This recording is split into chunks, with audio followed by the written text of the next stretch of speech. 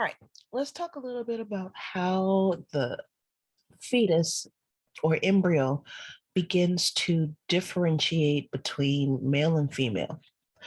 So, first, as the fetus is developing, they are sexually undifferentiated, meaning that there is no real distinction between a male and a female fetus. Genetically, they're different, but when you look at them, there is no difference in the way that they look until about 5 to 6 weeks of embryonic development or fetal development. That's when your gonads begin to develop. And the way that they develop is they start as gonadal ridges. So you have two sets of ducts that are adjacent to each of these gonadal ridges. You have your mesonephric duct, which is your Wolffian duct. You have your paramesonephric duct, which is your Mullerian duct. The excuse me, the Wolffian ducts develop into the reproductive tract of males, while the paramesonephric duct becomes the reproductive tract of females. So if the Wolffian ducts develop, then the Mullerian ones will degenerate. If the Mullerian ducts develop, then the Wolffian ducts will degenerate. So now let's look at a gene. Remember that a gene is part of a chromosome. Chromosomes are made of many genes. This particular gene is on the Y chromosome, which means that it's only found in males. Y chromosome, so it's only found in males. This is important to remember that males are the only ones that have the Y chromosome, whereas females are only have X chromosomes. So males are XY, females are XX. This SRY gene codes for a particular protein called testes determining factor, or TDF. When this gene is present, this is what will start that fetus to developing testes. The testes will start to secrete testosterone around 8 to 9 weeks of development. This is why the medical practitioners will only do an ultrasound and tell you the sex of the patient after 10 weeks, because that's when the testosterone will start to secrete and will allow for the differentiation, the beginning of the differentiation between male and female fetus. At the same time, you have the testes secreting this Mullerian inhibiting factor. Mullerian inhibiting factor. This is what actually causes the Mullerian ducts to degenerate in those fetuses that are meant to be male. So when they were thinking about how fetuses will develop male or female, they thought that estrogen might be the cause of the differentiation. The estrogen present would cause the differentiation, would cause the development of the female. But they find that that's not the case, because the estrogen levels around the fetus are always high. And the reason why they're always high is because mom is producing the estrogen in order to have and maintain the pregnancy. So if her estrogen levels were to drop, then she would not be able to carry the pregnancy to full-term development. So with that, they realized that it could not be the estrogen levels that will, or the presence or absence of estrogen levels in order to determine whether or not a fetus is going to be male or female. What they found or realize is that it is actually the absence of androgens. And remember that the androgens are referring to the male sex hormones, the different forms of testosterone. So it's not the presence of estrogen that will cause a female to develop.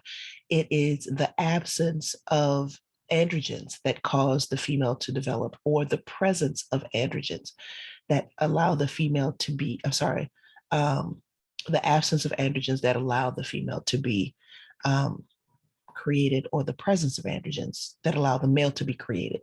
Meaning, if there are no androgens, all fetuses will develop into females. All right. So just keep that in mind.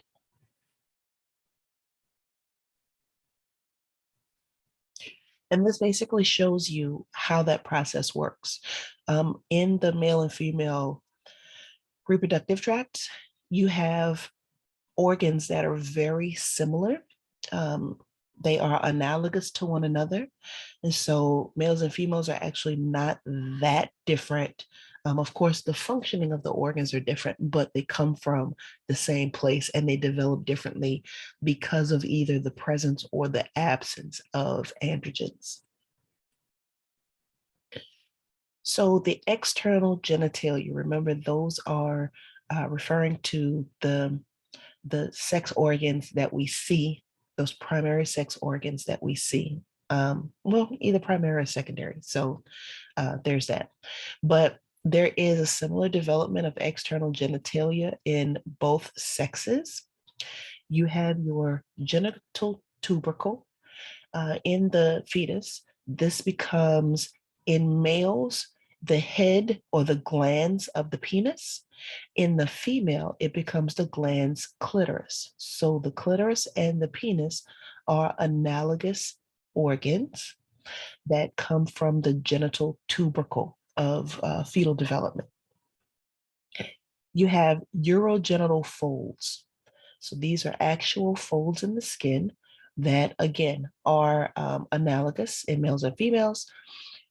In males, it becomes the male urethra that is surrounded by the penis. In the female, it is what forms the labia minora.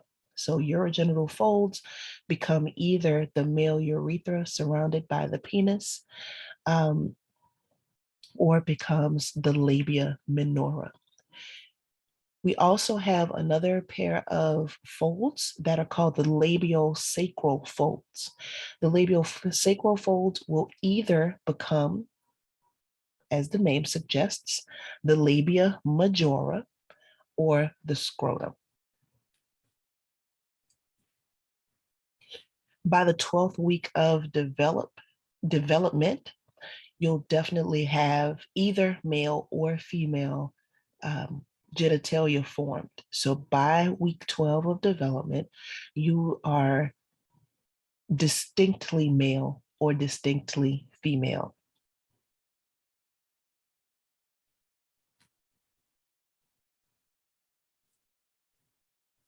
So again, another image that will show you the development, development and differentiation of the males and females. So we all start off as this, sort of undifferentiated. And then depending on the presence or absence of your androgens, you will become either that or that. Remember that you have several organs that are homologous or analogous. So you need to know which ones those are in the development of the fetus.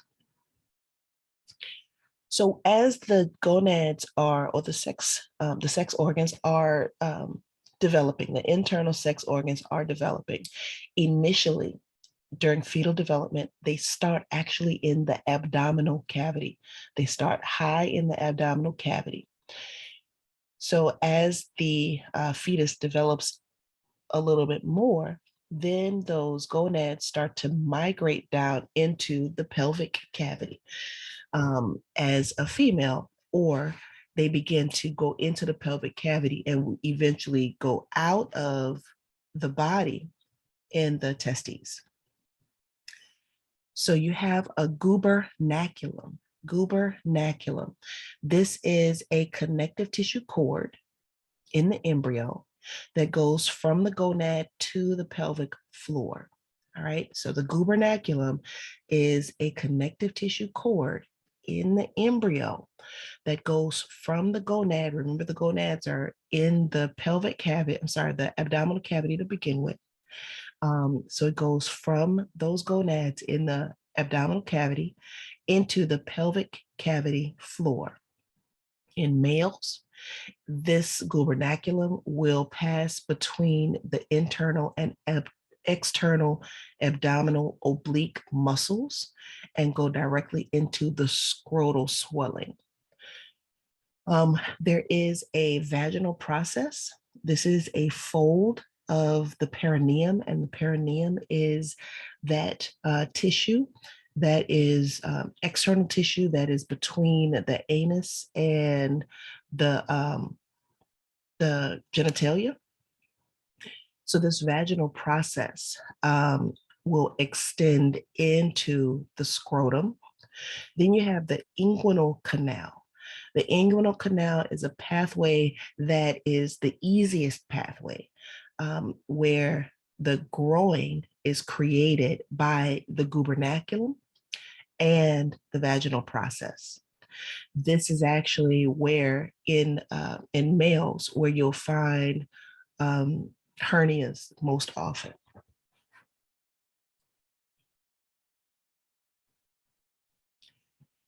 Remember that the testes starts in the abdomen, but as early as 6 weeks of development, they'll start to descend. So it takes a while for them to descend out of the abdomen, but it can begin as early as 6 weeks of fetal development.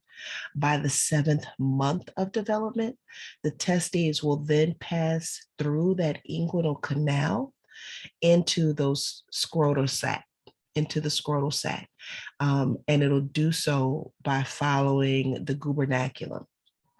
The testes will be accompanied by several arteries and veins and lymphatic vessels, nerves, spermatic ducts, and they will go into and the extensions of that internal abdominal oblique muscle.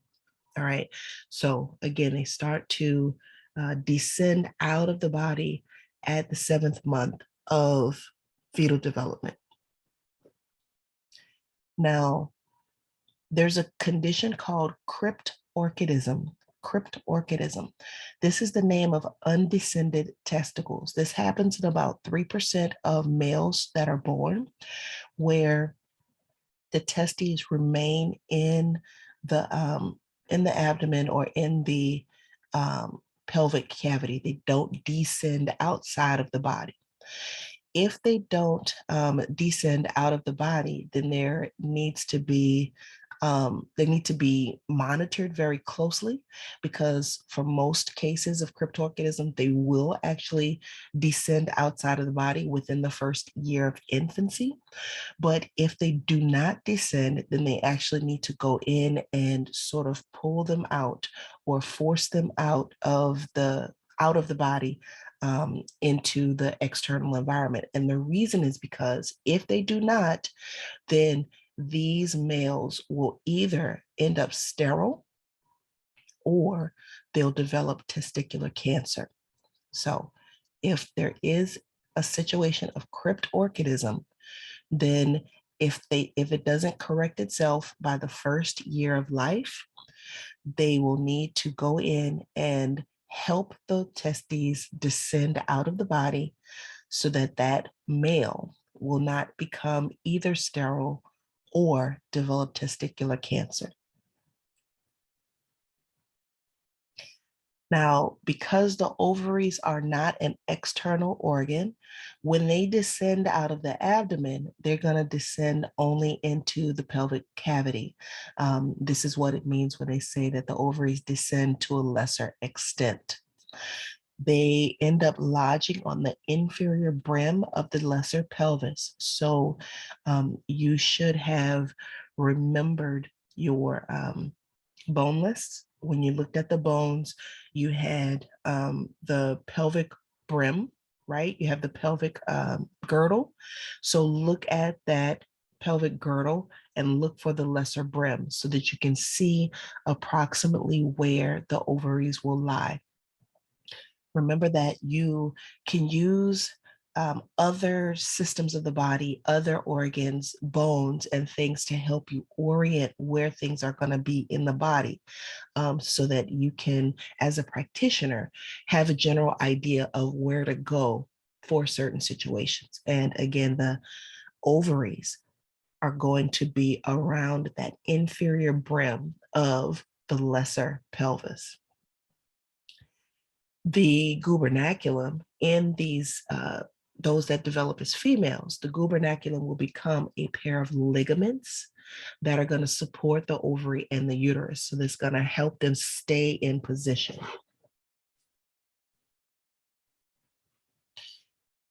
Now let's talk about the scrotum. Excuse me. The scrotum, you have a spermatic cord. This is a bundle of connective tissues that will connect the ducts or the ductus deferens, the blood and lymphatic vessels, as well as the testicular nerve. So the spermatic cord is a bundle of connective tissue that has in it the ductus deferens, blood vessels, lymphatic vessels, and nerves. This continues through the inguinal canal into the pelvic cavity, and you have this external inguinal ring and an internal inguinal ring. The external inguinal ring is the inferior entrance of the inguinal canal, all right? The external inguinal ring is the inferior entrance to the inguinal canal. Internal inguinal ring is the superior exit to the pelvic canal.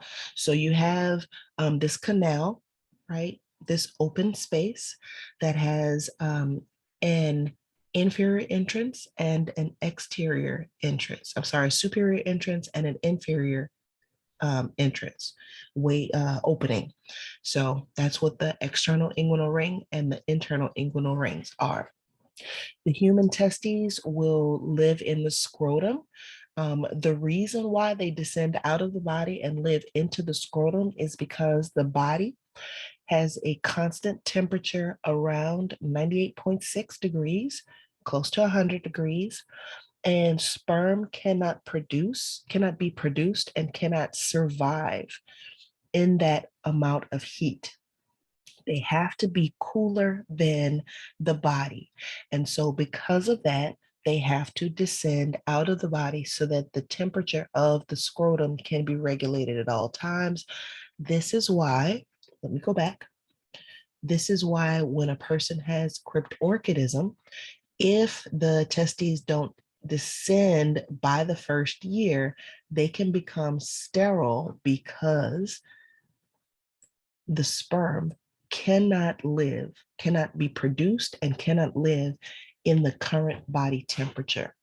So you may have noticed, whether you have them or you have seen them, that when males are cold, the scrotum will migrate closer to the body, and when he is hot, the scrotum will move further away from the body. So the scrotum will get longer and further away so that they can stay cooler. And this is how your body maintains the temperature of the testes in the scrotum. So this happens in 3 different ways. All right, the scrotum will have 3 different ways that it can help to regulate the temperature of the testes. There's the cremaster muscle. These are strips of internal abdominal oblique muscles. So again, make sure that you are looking at your anatomy so that you can remember what the internal abdominal oblique muscles are, and take that information and know that strips of those muscles will become this cremaster muscle in males. This surrounds the spermatic cord. And again, when it's cold, it helps contracts to draw the scrotum closer toward the body. In the warmth, they relax so that they can hang further away from the body to keep it cooler. You have the dartos muscle. The dartos muscle is a subcutaneous layer of smooth muscle. This also contracts when it's cold and relaxes when it's warm. When it contracts, it causes the scrotum to become more wrinkled. And the reason it does that is because the scrotum is more loose tissue, skin tissue. So when that muscle contracts, it wrinkles because there's extra tissue there allowing for the movement. This is what actually helps to hold those testes closer to the body. So the cremaster muscle will help the spermatic cord to get closer to the body, which brings the testes closer. But then that dartos muscle will help it remain closer to the body. And that is, again, why you have wrinkling of the scrotum. This reduces the surface area of the scrotum and it reduces heat loss. Then you have the pampiniform plexus, the pampiniform plexus. This is a network of veins from the testes that surrounds the testicular artery and the spermatic cord. This performs what is called countercurrent heat exchange. Countercurrent heat exchange. If you did not have this pampiniform plexus, then the arterial blood would continue to heat the testes. And again, that would also inhibit your sperm production. So, excuse me, this countercurrent heat exchanger will help to remove the heat from this arterial blood so that by the time it reaches a testis, the blood is up to 2.5 degrees Celsius. So, several degrees Fahrenheit cooler. I don't know the conversion from Fahrenheit to Celsius. So just know that it is several degrees.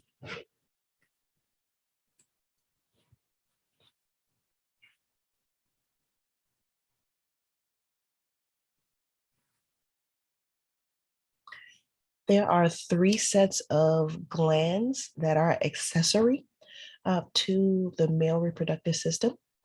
You have the seminal vesicles, the prostate, and the bulbourethral glands. Each of these glands has a role in helping to form the semen that is part of the male ejaculate. So you have your seminal vesicles. The seminal vesicles are located posterior to the bladder. This gland will empty into the ejaculatory duct. So the ejaculatory duct is the duct that collects ejaculation fluid and allows it to, help usher it out of the body. So the seminal vesicles will empty into this ejaculatory duct and they will form more than half of the semen that's produced in each ejaculation. The prostate gland is that gland that is inferior to the bladder. It surrounds the urethra as well as the ejaculatory duct. And it is actually up to 50, so 30 to 50 compound tubuloacinar glands. So your prostate gland is not just one gland, it is actually a compound gland, meaning that you have 30 to 50 different little tubuloacinar glands that come together to form the prostate gland. The prostate gland will produce this thin, milky secretion that is actually about 30% of the semen. And it empties through about 20 different pores. Remember, a pore is an opening through which something can go from one place to another. through these 20 pores in the prostatic urethra. So it's not just one hole that the secretions will go through. It's about 20 different pores that these tubuloacinar glands will secrete the thin milky secretion into the through those pores to help form this 30% of the semen. Then you have the bulbourethral glands, also called the Cowper's glands. This one is near the bulb of the penis. And during sexual arousal, this is what will produce the first portion of the ejaculate. This is a clear, slippery fluid. And what happens is the clear, slippery fluid will be ejected into the urethra, the urethra, and it will cause the lubrication of the head of the penis in preparation of intercourse. And it will also neutralize the acidity of whatever urine is left in the urethra. So it'll help push the rest of that urine out, and it will neutralize it so that the sperm can go through that urethra without dying because of the acidity of the urine. All right, so the bulbourethral gland, or the Cowper's gland, is near the bulb of the penis. And when he is sexually aroused, that fluid, which is a clear, slippery fluid, will be ejected into the urethra. It'll help to lubricate the head of the penis to help prepare for actual intercourse, and it will push the rest of the urine out of the urethra and neutralize the acidity so that the sperm can go through without being destroyed because it's an acidic environment. So in the next video, I want to talk about these or begin with talking about these prostate diseases.